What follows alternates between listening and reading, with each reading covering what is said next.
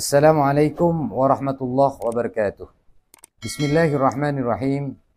Alhamdulillahirabbil alamin wassalatu wassalamu ala habibina al-Mustafa al-Karim wa ala alihi wa ashabihi ajma'in, amma ba'du.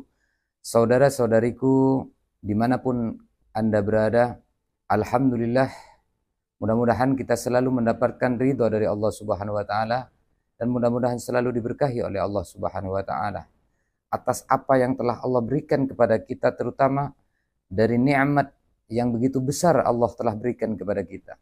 Itu nikmat sehat, bisa beraktivitas seharian, melakukan aktivitas dengan baik, tidak meninggalkan ibadah, walaupun kita punya aktivitas-aktivitas yang memang harus menjadi suatu kewajiban kita di dalam kehidupan kita sehari-hari. Nikmat paling besar, termasuk ke golongan nikmat yang paling besar, yaitu ketika seseorang itu diberikan suatu keturunan oleh Allah, yaitu anak yang soleh atau soleha. Ni'amul ilahi 'alal ibad katsiratun wa ajaluhunna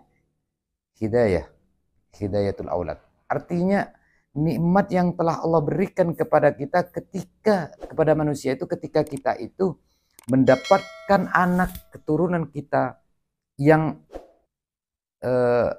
soleh atau soleha. Itu yang paling agungnya nikmat yang diberikan oleh Allah Subhanahu wa taala, hidayatul aulad.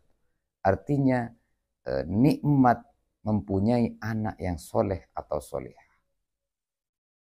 Bagaimana caranya untuk mendapatkan anak ini?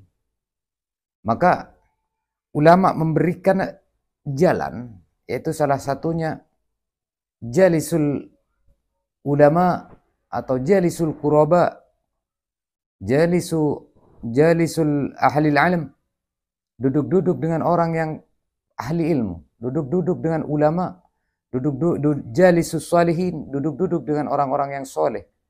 Insya Allah ketika anak atau sering duduk-duduk dengan orang-orang yang soleh, dengan orang yang paham agama, insya Allah maka dia akan terbuka hatinya untuk menjadi orang yang paham agama, terbuka hatinya untuk orang yang menjadi paham tentang ilmu agama.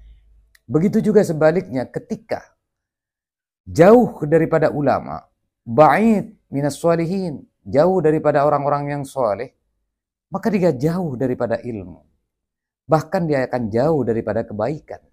Karena para ulama, para asatid, orang-orang yang ahli ilmu, orang-orang yang etikanya baik, pasti akan menunjukkan bagaimana cara bermasyarakat, bagaimana cara berteman yang baik, dan bagaimana cara untuk mendapatkan itu semua.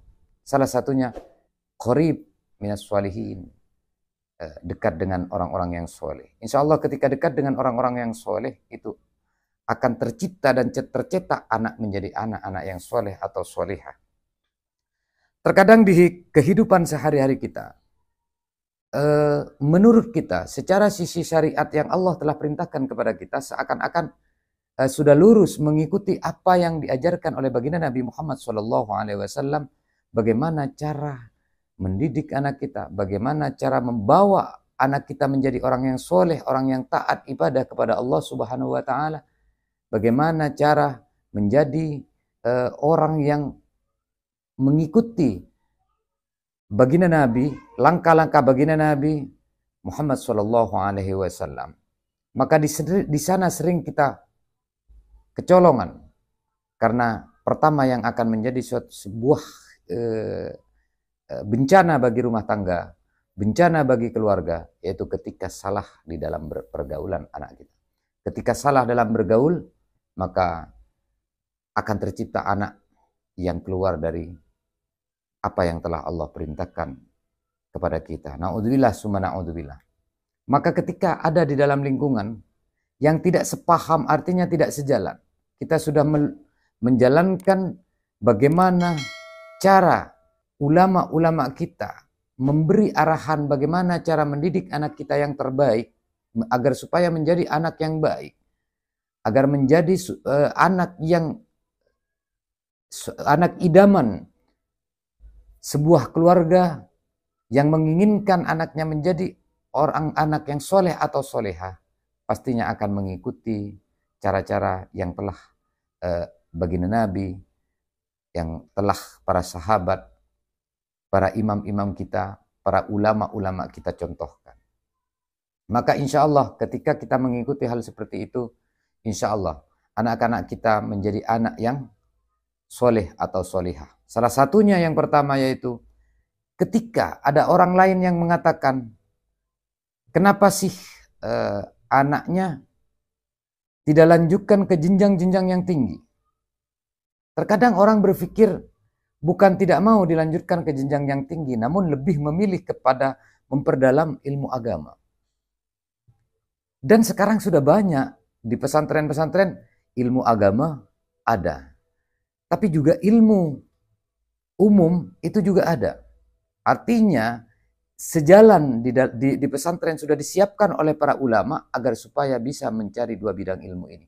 Artinya untuk memperdalam ilmu agama, ibadah tujuannya kepada Allah Subhanahu wa taala agar supaya lebih jelas hukum-hukum agama, dan kita tahu tentang ilmu-ilmu umum seperti fisika, biologi, bahkan menguasai beberapa banyak bahasa yang diterapkan di dalam pesantren, maka lebih milih aman kita memasukkan anak kita ke dalam pesantren yang sudah lengkap. Kalau memang ingin dua-duanya ingin dapatkan, insya Allah. Dan jangan pernah mendengarkan apa yang menjadi perbincangan masyarakat atau tetangga. Terkadang ada orang yang iseng lebih memikirkan anak orang lain daripada anak diri sendiri.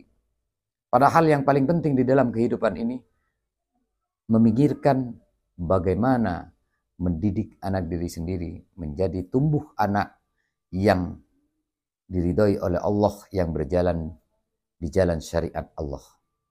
Maka di dalam Al-Quranul Karim disampaikan ku anfusakum wa ahlikum nar.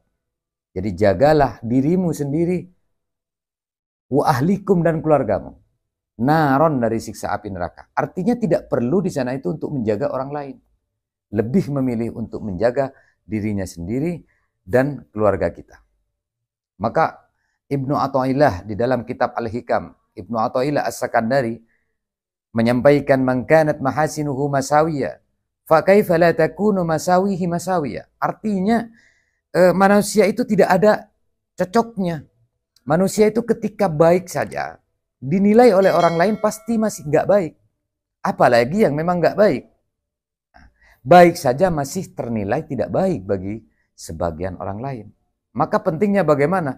Yang penting selama kita berjalan di syariat Allah, berjalan yang telah ditunjukkan oleh baginda Nabi Muhammad dan para sahabat dan para imam kita, jalan yang baik, jalan yang diridhoi oleh Allah Subhanahu wa taala, maka tetaplah lurus kita berjalan agar supaya mendapatkan kesuksesan apa yang telah dicita-citakan. Artinya bagaimana mendidik anak, membawa anak kita ke jalan yang telah diridhoi oleh Allah Subhanahu wa taala. Dan selaku orang tua punya kewajiban sampai anak menikah. Ketika menikah orang tua tidak punya kewajiban anak lagi. Artinya suami yang mempunyai kewajiban untuk mendidik anak, mendidik istrinya. Artinya anak kita ketika perempuan sudah lepas. Artinya kita tidak punya tanggung jawab lagi hubungan kita dengan Allah Subhanahu wa taala.